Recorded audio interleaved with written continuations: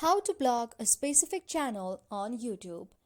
To block a specific channel on YouTube, first of all, go on YouTube.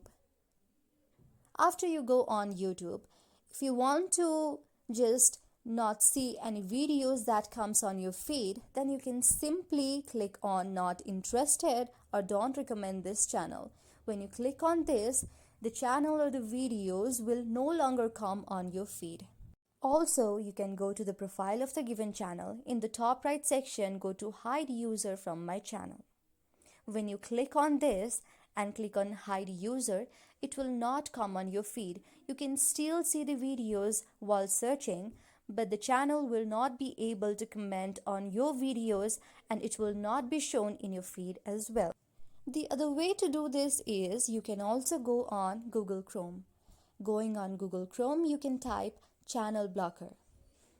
After typing the channel blocker on Google Chrome and clicking there, the channel will no longer be able to comment on your videos. Even if they comment, it will not be shown to others. So that's it. You cannot directly block the YouTube channel, but you can apply these options for your conveniency.